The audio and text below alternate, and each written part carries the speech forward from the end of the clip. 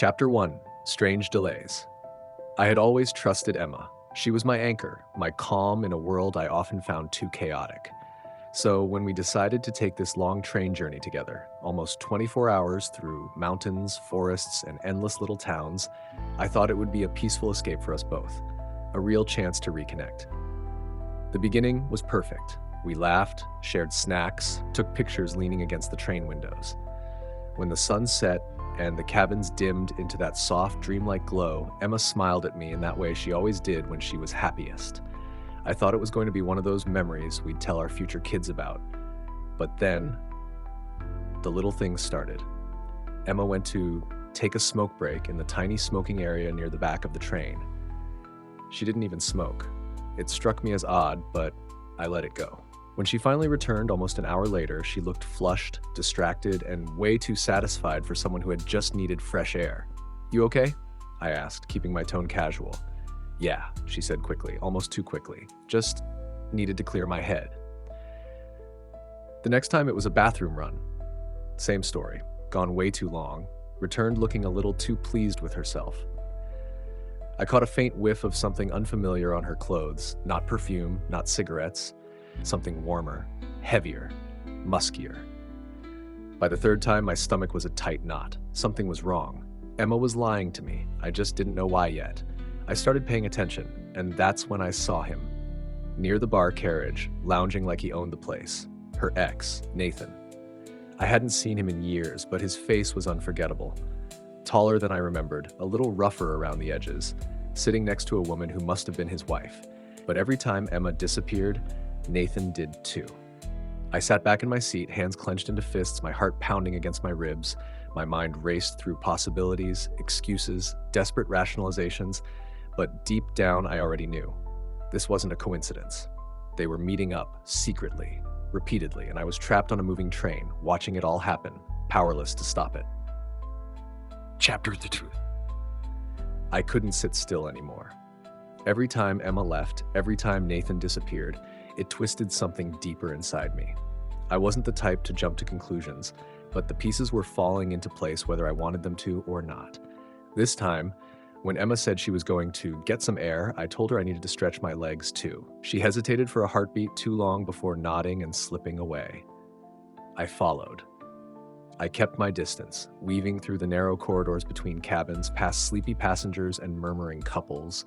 The rocking of the train made it harder to stay silent, but adrenaline sharpened everything. Every footstep, every muffled laugh behind a closed door. I found her near the very back, where the train's hum was louder, the lights dimmer. She wasn't alone. Through the thin crack of the partially open door to the staff closet, not even a real room, I caught a glimpse. Emma, Nathan, pressed together like they couldn't get enough, hands roaming, mouths hungry. My chest tightened so hard I thought I'd pass out. It wasn't just a mistake. It wasn't a single stolen kiss or a stupid moment. This was something burning between them. Hot, reckless, familiar. I backed away, fists clenched so tight, my nails bit into my palms. I stumbled into the narrow hall, heart hammering loud enough I was sure someone would hear. I didn't confront them. Not yet. Instead, I went back to our cabin and sat there, staring blankly at the wall as the minutes stretched into an hour before Emma returned. Flushed, messy, and breathless. She smiled at me like nothing was wrong, crawled into bed beside me like she hadn't just betrayed me in the filthiest way possible. I lay stiff beside her, every nerve screaming. I needed proof.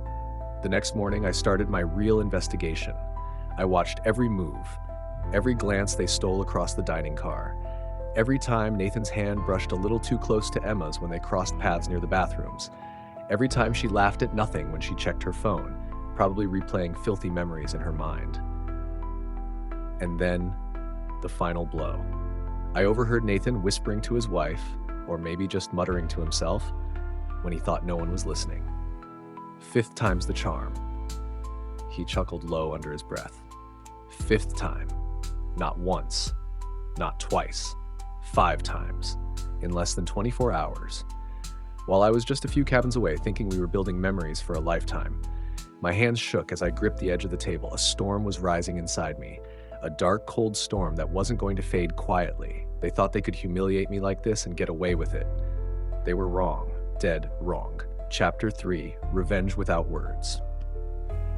I didn't sleep that night. I lay next to Emma, her breathing soft and even, while I stared at the ceiling of our tiny cabin, the train rattling through the darkness.